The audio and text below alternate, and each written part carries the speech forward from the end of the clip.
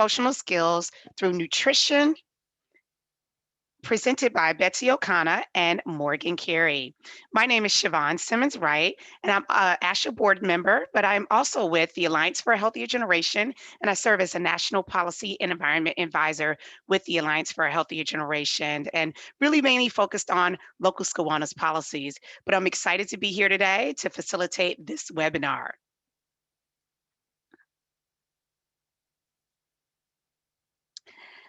So when we think about ASHA, or American School Health Association, ASHA is a multidisciplinary professional membership organization, and the mission is to transform all schools into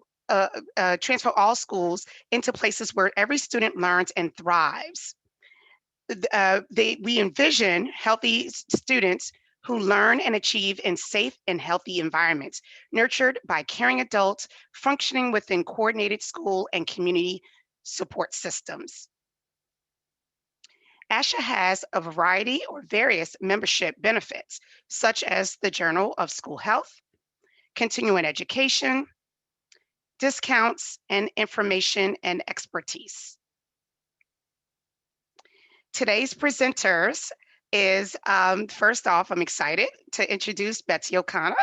She has earned a BS in dietetics from the University of Northern Colorado and a BA in anthropology from the University of Hawaii.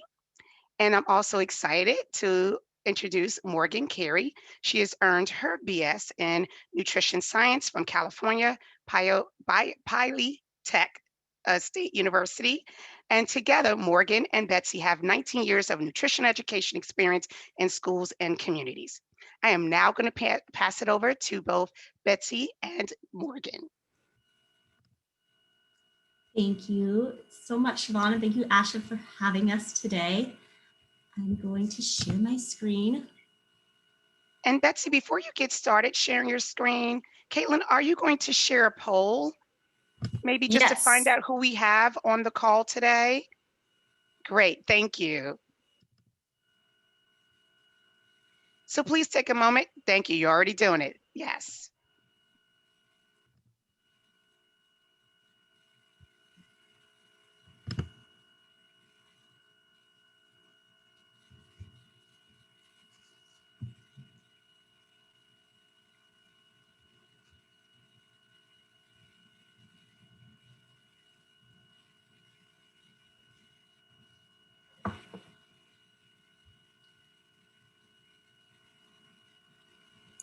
All right, it looks like we have 83% of the votes in, so I'm going to go ahead and end the poll and share results. So we have a big 33% say other. So for those that answered other, if you could put in the chat box maybe what your role is. And then 25% educators. So we have a good mix. Great, thank you so much for participating in the poll. It's nice to see who we have here with us today. So are we gonna, let's see. Oops. Is the poll closed? Yes, I've closed it. Okay. You may have to exit out yourself. Okay, oh, there we go. It's under there. Okay, great. Thank you so much. And welcome everybody today to our webinar on cultivating social emotional skills through nutrition education. My name is Bessie O'Connor, and I'll be presenting today with my colleague Morgan. We work as community nutrition advisors with Dairy Council of California. I work with communities in the Central Coast, and Morgan is located in the LA area. Dairy Council of California is a nutrition education organization. We're dedicated to providing access to evidence-based nutrition education resources, as well as really promoting the value of nutrition education and supporting programs that provide access to healthy foods. Our role as community nutrition advisors is to really move beyond the nutrition education resources themselves and provide technical advising to really impact policy, environments, and systems that promote health and wellness.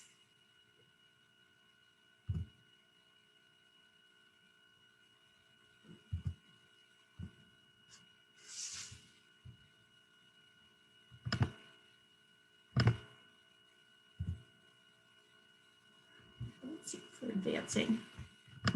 There we go.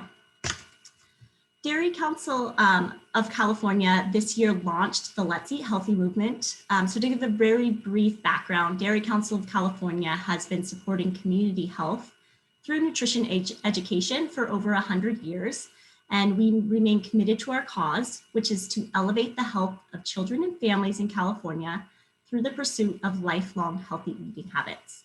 The launch of the Let's Eat Healthy movement has allowed us to activate that cause and really refocus on one of our core values, which is collaboration. So we really are focusing on inviting coordination and co-creation with organizations to ensure that all communities are supported to grow healthfully. So if you want any more information on the Let's Eat Healthy movement, you can access that at our website, healthyeating.org/join.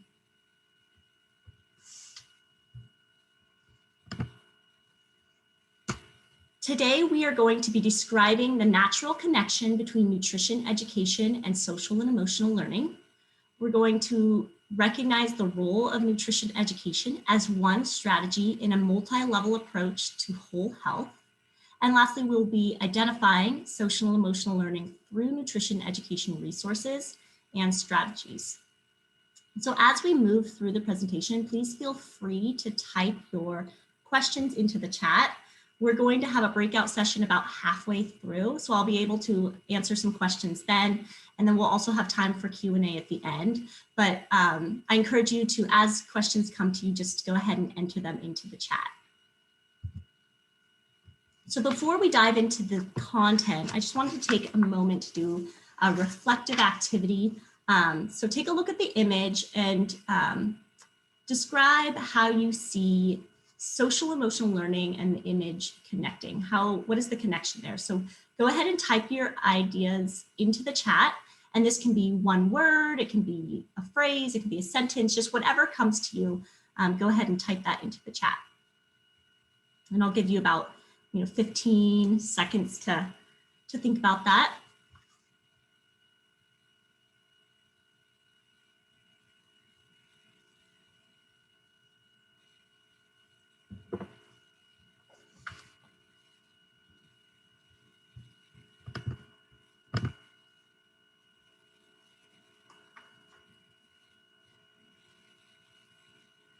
So we have a lot of comments coming in. I see Maslow's hierarchy of needs, very true. Sharing a meal with peers and teachers. Healthy, balanced meals helps reinforce self-awareness and self-management of nutrition behaviors. Just kind of going through sharing a meal, nostalgia, familiar foods. So really that comfort. Feed your body, but go easy on the fried chicken. Food is caring for the health needs, dining etiquette. So it sounds like everyone already has kind of this really good idea of the connection between social and emotional learning and nutrition. So we're going to continue to really dive into this question deeper throughout our time together today. Thank you everyone for participating.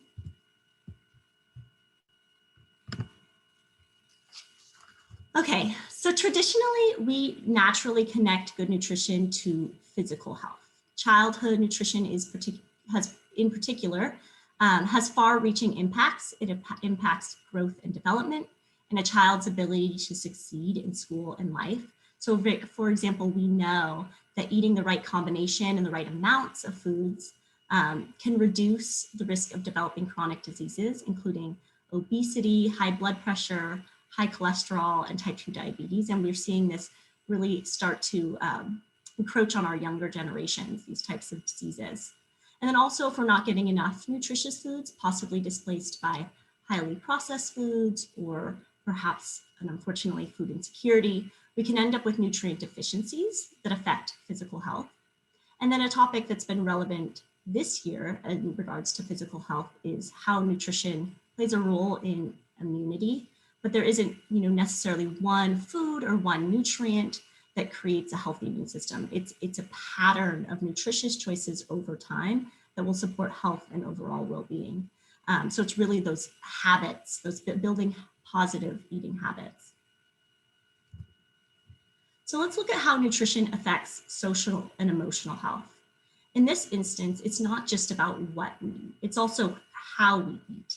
Eating is something that we do every day, and topics around food naturally bring people together, which I saw, so many of you comment on in the chat earlier, which is why it is such a good topic to use to expand social and emotional skills. So if we're eating alone, or if we're eating with friends and family, or if we're eating because we feel stressed or emotional, maybe in a rush, these types of reasons impact both the quantity and the quality of the food that we eat. And sharing positive food experiences with friends and families supports social and emotional learning and healthy eating behaviors. So regarding what we eat, nutrition fuels the growth and development of the brain from the start. So it really lays that foundation for cognitive abilities and social emotional development. And this can profoundly impact students' success in school, so in the short term, but also academic opportunities later in life. And then not getting enough nutritious foods can also lead to a decrease in energy and mood. So this impacts concentration and how not only children but adults feel throughout the day.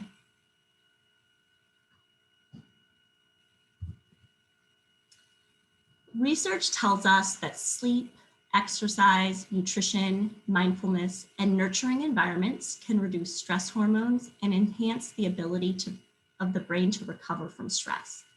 So thinking about this, thinking about the whole child, how do we make sure that our children develop and master these buffering strategies? One way is nutrition education as a foundation or catalyst to build social and emotional skills so that children have the knowledge and confidence to adopt a wide range of healthy behaviors, including making healthy food choices, practicing mindfulness, getting good sleep, and exercising. Learning does not happen because of a single lesson. It really comes from an overlapping of learning, application, and reinforcement across multiple disciplines. And isolating health topics, including nutrition education and social and emotional learning, is a missed opportunity to create meaningful learning that is relevant and applicable to daily life. So thinking of that whole child, the whole school, whole community, whole child model is student-centered, and it emphasizes this connection between health and academic achievement. In addition, it shows how multiple aspects of the school environment support students' health, well-being, and academic success. Health and wellness and academic learning work to reinforce one another to improve cognitive, physical, social, and emotional development.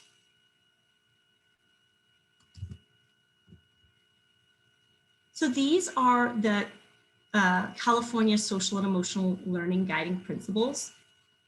And we know that there's robust evidence that social and emotional learning work. But in order to build equity for all students and successfully address the whole child, both of which are listed here on the guiding principles, there's a call for greater collaboration across all the health sectors. Nutrition is one way where both social and emotional learning and nutrition education can integrate through instruction and activities to reinforce similar skills for both health education areas. For some of you, this might be a review, but social emotional learning is the process by which individuals learn to interact with others, set and achieve goals, and regulate their emotions. These skills reinforce traditional academic markers of success, such as reading, writing, and math. And the 5 SEL core competencies are self-awareness, self-management, social awareness, relationship skills, and responsible decision-making. These 5 pillars are really critical to success in school, work, and life, and childhood provides a key opportunity to establish healthy dietary patterns. Teaching nutrition places a value on well-being, so if it's something that we as adults and educators value, it's something that our children and our students will value too. It also fosters social and emotional health by increasing knowledge, skills, and self-efficacy. All of the SEL skills mitigate behaviors associated with weight gain, chronic disease, and overall health, and vice versa. Proper nutrition impacts well-being. So in the next slides, we will show you how the subject of nutrition and the skills learned through nutrition education can support SEL skills. Children need to know what constitutes a healthy meal pattern, but they also need to build the skills to be able to practice implementing healthy eating patterns. So let's take a deeper dive into some of these social and emotional core competencies to see how they naturally connect to nutrition education. So I'm going to go through all 5 of the core competencies, but I'm just going to give 1 or 2 examples of how it connects, and there really are a lot more.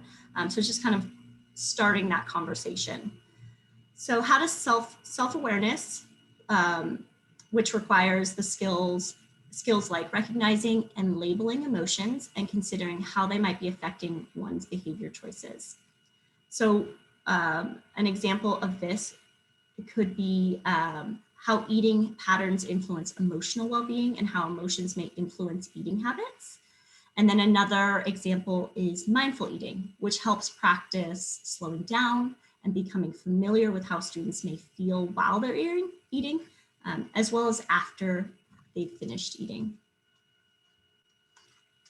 So I'm going to share a short video now, and the video really demonstrates the value of reinforcing mindful eating practices.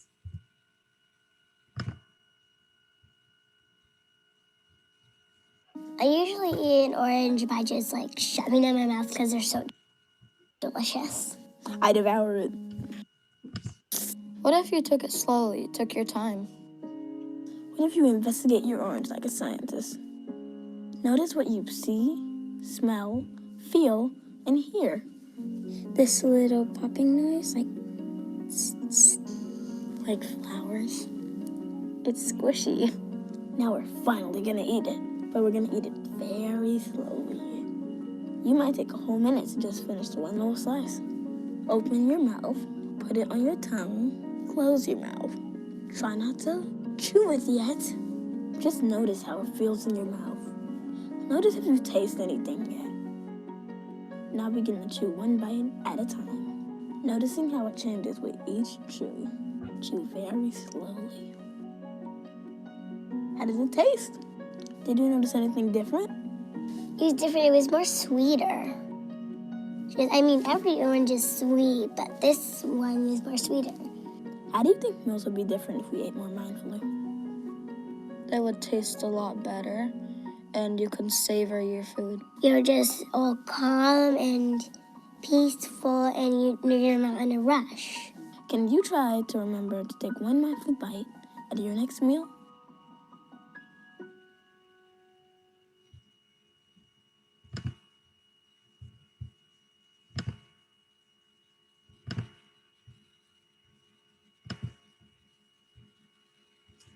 So as you saw in the video, tasting allows children to really experience and describe foods with all their senses while building self-awareness.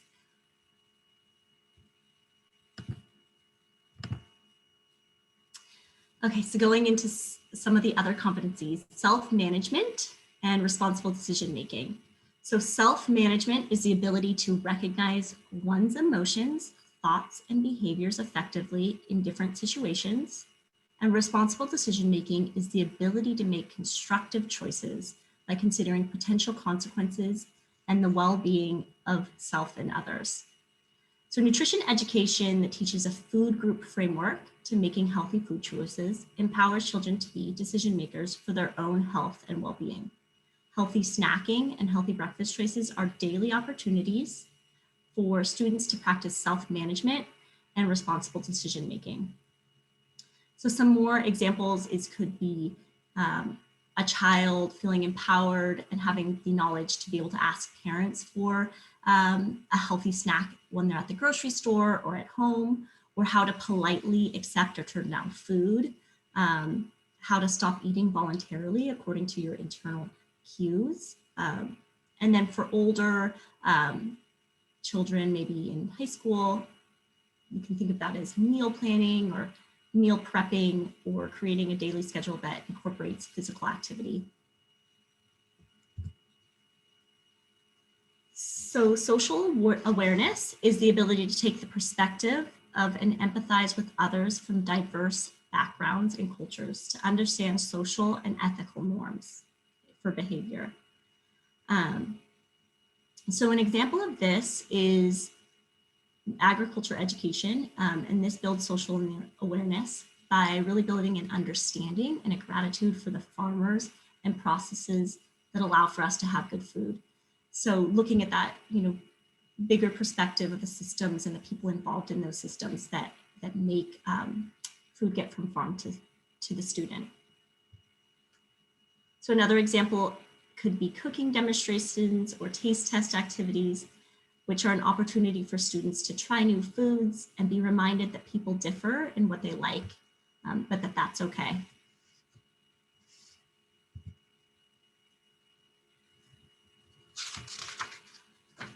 Relationship skills is the ability to establish and maintain healthy and rewarding relationships with diverse individuals and groups, and the ability to communicate, cooperate, and negotiate in social situations. Food is a universal topic that really fosters teamwork and strengthens relationships between peers and teachers. Really thinking about shared meals, cooking together, celebrations, these all build relationships and are crucial learning opportunities for our kiddos, as well as for us as adults.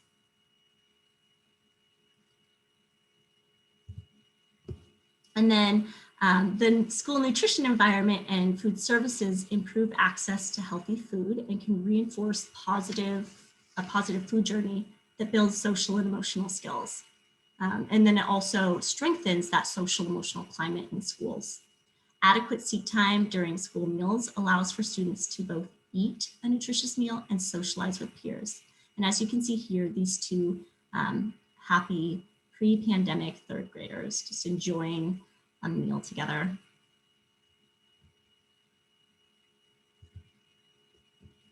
And then a good reference for us to note is the new California Health Education Framework, which provides a deeper dive into the 5 social and emotional learning core competencies and how these competencies are closely integrated with health education.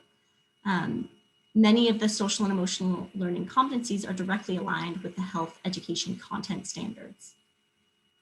And then, so this spotlight on SEL and how nutrition education and physical activity is highlighted in the health ed framework. So next we are going to take these social and emotional learning core competencies and discuss their connection to nutrition education further. The purpose of the breakout group is to really get your perspective on how social and emotional learning connects to nutrition. What are you seeing, in your work environments? What are you seeing at school? What are you seeing in your homes? So in the breakout group, we ask that you pick one social and emotional learning core competency that you want to focus on and discuss how it connects to nutrition education. And then also, we talked about that a little bit in our opening activity. It sounds like a lot of you have a really good understanding of the connection. So if you want to focus on this, the third question, which is, in your opinion, what is the value in connecting nutrition education to social and emotional learning? So, and then have somebody, sorry. Oh, go ahead. I was just going to say, whenever you're ready, I can open that up for y'all. Okay, perfect. So I just wanted to have somebody take notes because we are going to ask to share 1 or 2 ways that SEL core competency connects to nutrition education. And then also we'll put the prompt into the chat so that you'll have a reference for your breakout group. And you'll be in the breakout group for about 5 minutes. You can take it away, Caitlin. Thank you.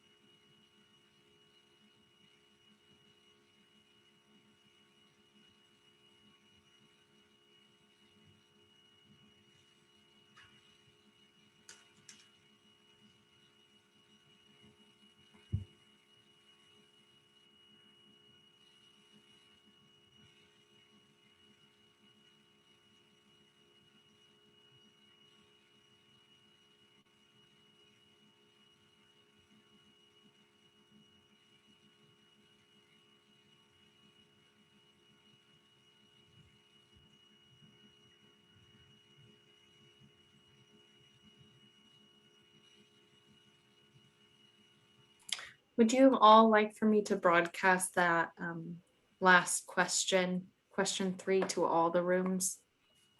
Oh, did we put is Morgan here? Can she hear me? Yes, I'm here. I did put the prompts in.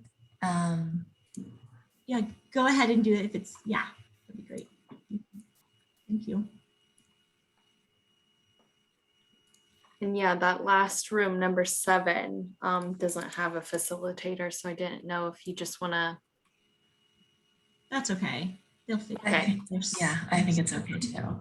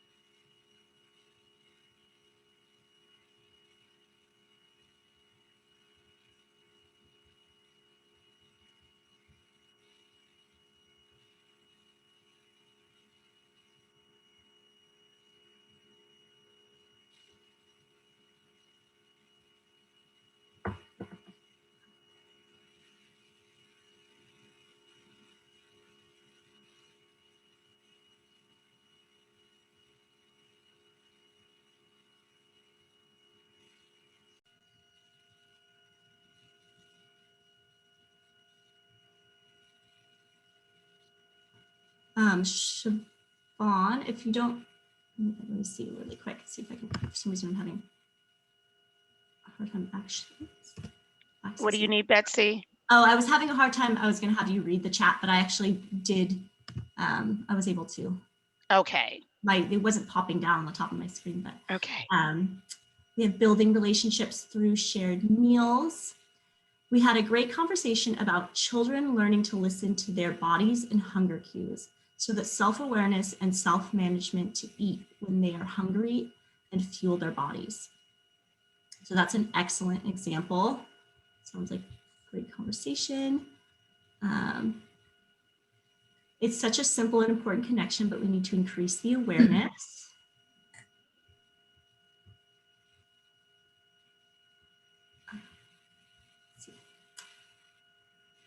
We touched on how nutrition education can build relationship with parents by inviting them into the conversation and learning of nutrition in school through parent education newsletters. I think this is such an important topic, is really bringing in parents into the conversation because it does really take reinforcement in the homes, but also in schools. It's really that combination of those two different areas.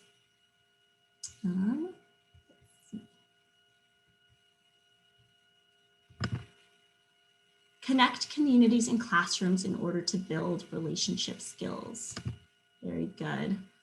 I feel like we ran out of time, but our group was talking about how the responsibilities of educators or in school settings shouldn't fall just on one teacher, like incorporating nutrition into math and other subjects. That's a really, really great point to emphasize. Thank you so much, Tiffany, and your group for highlighting that because it really is just this, it has to be in many different, it's got to be multidisciplinary, right? To really have that big impact and something that can be established into behaviors and so reinforced in multiple settings, and it shouldn't fall on one teacher or one person. Well, thank you so much. It sounds like you guys all had some good discussion. It's nice to hear that you ran out of time and you had so much more to say, but thank you so much for participating. So I'm going to let Morgan continue on into the next section of the webinar. Thank you, Bessie. And thank you again, everyone, for participating in the breakout session. Okay, so once again, this is from the new California Health Education Framework. The framework provides guidance on how to achieve the health education standards. The California Department of Education is committed to helping educators learn more about SEL and how to infuse social and emotional learning support. Let me see, I think my slides are, oh, there we go. Okay. Support into every child's school experience. Food and nutrition lessons and activities already have SEL naturally built into them. There are many examples of how nutrition education resources and activities can help students develop important social and emotional skills. I'd like to emphasize here that nutrition education is a continuum of learning experiences to develop knowledge and skills that become lifelong healthy practices. Through consistent integration from kindergarten through 12th grade, standards-based instruction teaches the physical, academic, mental, emotional, and social benefits of physical activity and how nutrition impacts one's short and long-term personal health.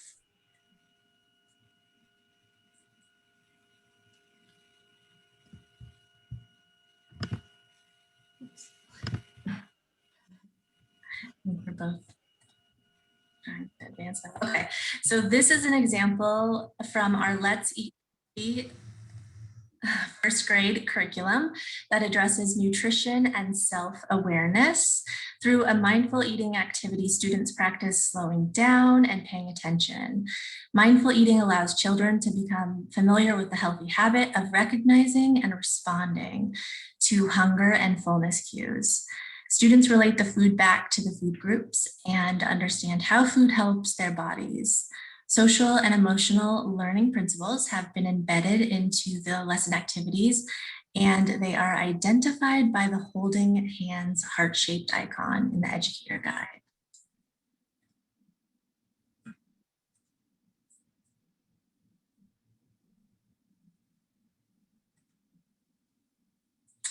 Okay, another example is from the our Let's Eat Healthy teen program. This activity emphasizes the connection between sleep and maintaining healthy eating patterns, because sleeping habits like staying up late can ultimately impact breakfast habits like sleeping through breakfast or late night eating habits.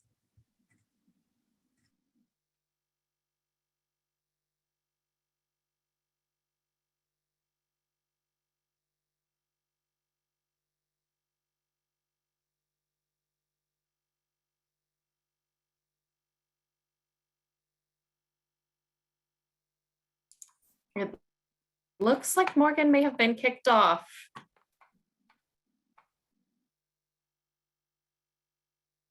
Bessie, you're still muted. Thank you. Sorry about that. Hopefully, it's unfortunate Morgan got kicked off, but I'll continue to take us through this. So here you can see another example. This is responsible decision-making and self-management. This is from the Let's Eat Healthy fourth grade curriculum. And here you can just see that students learn to read food labels and develop responsible decision-making skills when it comes to their food choices. There are many aspects of life that we are required to make responsible decisions, and eating being something that we do so often, it's a good aspect of life to practice these skills. And then we also have this student activity where students record their food and beverage intake, and so they're able to reflect on that and swap out certain choices for foods from the 5 food groups.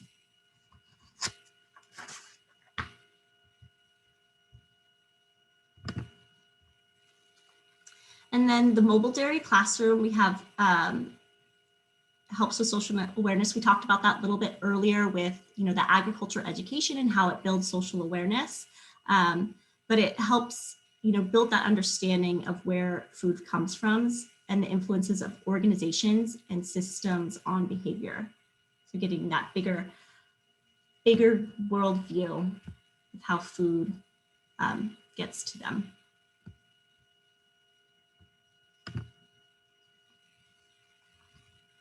So the Center for Disease Control recommends 40 to 50 hours of nutrition education a year to affect behavior change.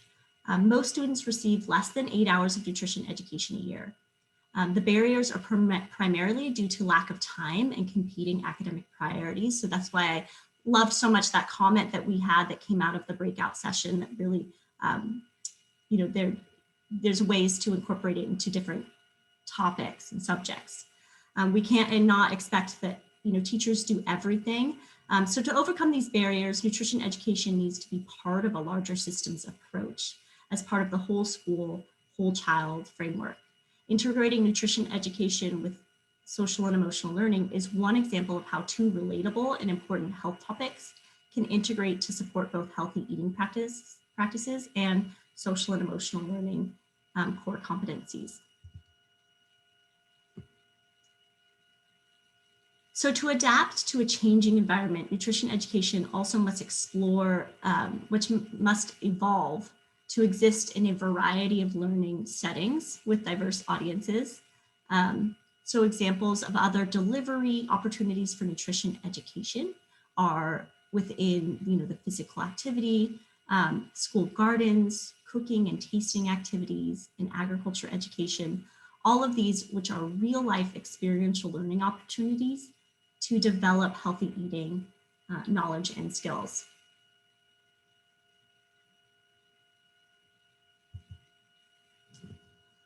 So I just wanted to share, we've kind of talked about this social emotional learning connection, and then we looked at strategies and resources that can support both social emotional learning and nutrition education. But how do they really impact the students? Does it actually make a difference? And so this is a quote from a student that completed the Let's Eat Healthy Teens program. So it says, "I think it's great that this program is inspiring young people like myself to eat and treat themselves well." And I think this really goes back to something that I mentioned earlier in the presentation, that if we value it as adults and educators, that it's something that our students will value too.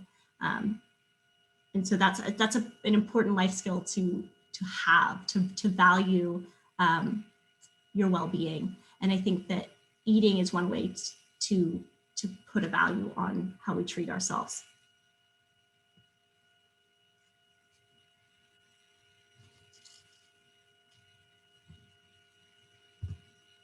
So here's another quote that I wanted to highlight because it shows nutrition knowledge gain, but also social emotional skills in action. So it says, "This was a great assignment. I love vegetables, but really don't eat them as much as I should. After evaluating my eating habits, I really need to start eating more vegetables. I'm going to implement this plan into my daily eating habits starting tomorrow."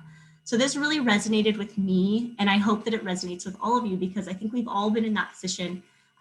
This student is recognizing, I like vegetables. I don't know why I'm not eating as many vegetables. And in this preparation for this presentation, I was talking to Morgan, my colleague, and saying just a couple, as I was putting this into the presentation, I was thinking, oh, just a couple of minutes ago, I, instead of, being prepared with vegetables ready to go in the refrigerators to make it easy to eat. So we all, need to be reminded that we have to make a plan. And so that comes with that responsible decision making and self-management skills, is making that plan. So I just thought this quote really highlighted that acknowledgement and recognition. I like vegetables. There's a way that I can incorporate them more into my diet. So, so we shared some examples of the SEL, of how social emotional learning competencies are weaved throughout the Let's Eat Healthy curriculum. But there are many more connections than we touched on today. And we have resources that are meant to meet the needs of a variety of different educators. So please feel free to access our, access resources at healthyeating.org and take a peek. There are resources designed for virtual learning or in person that are available on the website. So that is it. I just want to take some time. My apologies. Questions. I'm back. Tech issues. Sounds like you handled it. Thank you. No problem, Morgan. And Morgan and Betsy, we do have some questions that did come up in the chat box. If maybe we want to go there. Yes, please. Great. Yeah. I'm going to try to scroll up here just to get to them.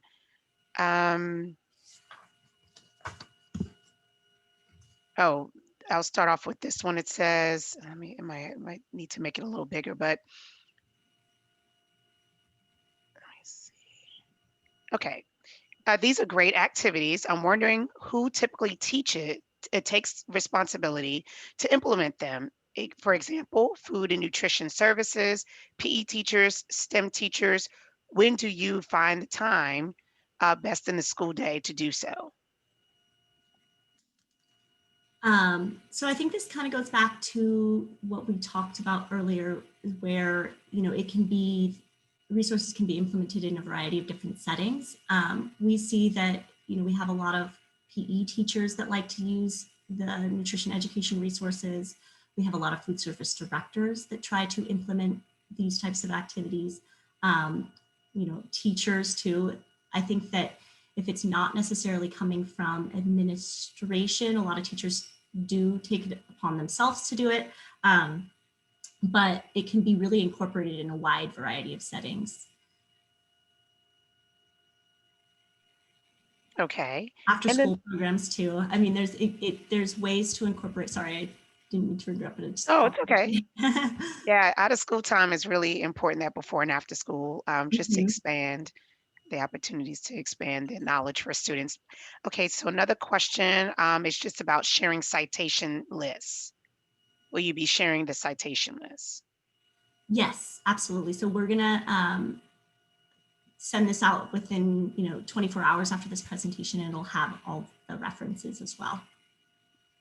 Okay, and then it looks like there's some just other statements that are here. Okay, yep. And programs like Catch use multiple disciplinary approach for nutrition education. Advocacy and collaboration is required to promote these connections. So I think people are putting responses, but are there any other questions?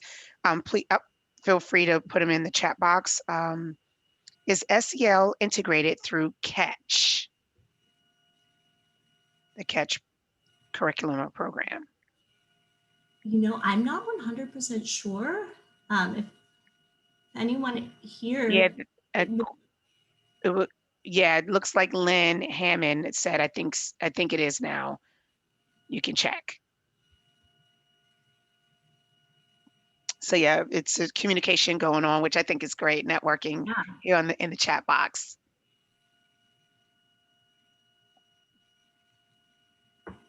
Okay, any other questions?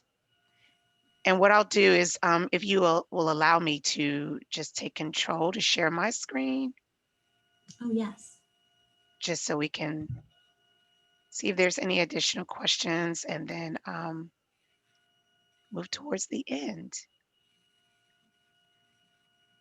So again, I'll go back to this previous slide with any questions, and I'll try to find that chat box because it just disappeared for me. But if you all would, since Caitlin or Betsy, Morgan, if you see any questions that come up in that chat box, I'll give it another 30 seconds and then we can move forward.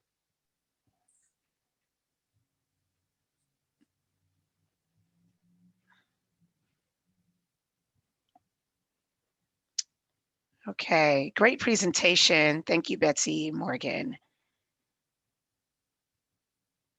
Thank you for having us. And we actually have 2 poll questions. Okay, 2 poll questions, okay. And I think, Caitlin, are you able to pull those up for us? Yep, I'm going to put them up right now. Thank you.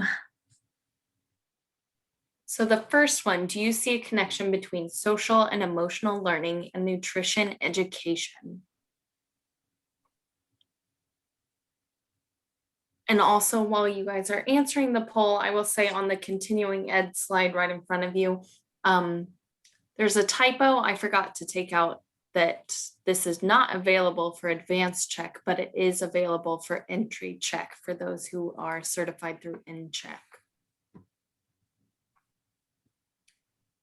This is not eligible, or I mean, we did not get it approved for dietitians, but you can obtain a participation or just general CE.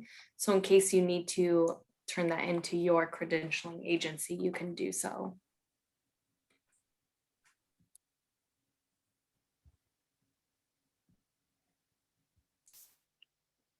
Okay, with 76% of the votes in, I'm going to end this poll and then bring up that second poll. Do you feel motivated to incorporate nutrition education to reinforce social and emotional learning?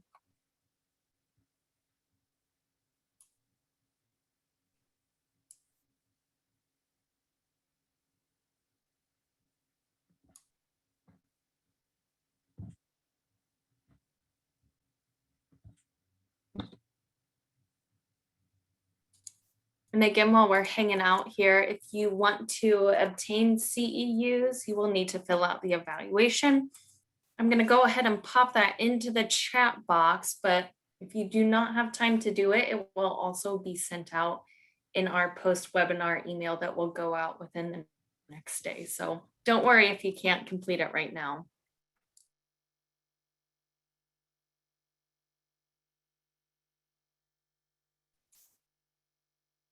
All right, and we have 81% of the votes in for that, with the overwhelming majority saying yes to feeling motivated. That's great. Thank you all for participating. We're just really thrilled that everyone was really interested in this topic, and we want to thank the group again for joining us today. And our email addresses, well, they were on there, they'll be part of the slide. So reach out if you would like to get in touch with us. Thank you. And again, thank you so much. Great presentation, a lot of information. I know it's definitely needed as we look at integrating those two areas, very important. I'll move forward and talk about our upcoming conference, our virtual conference. So please, please, please save the date. July 19th, 20th, and 21st.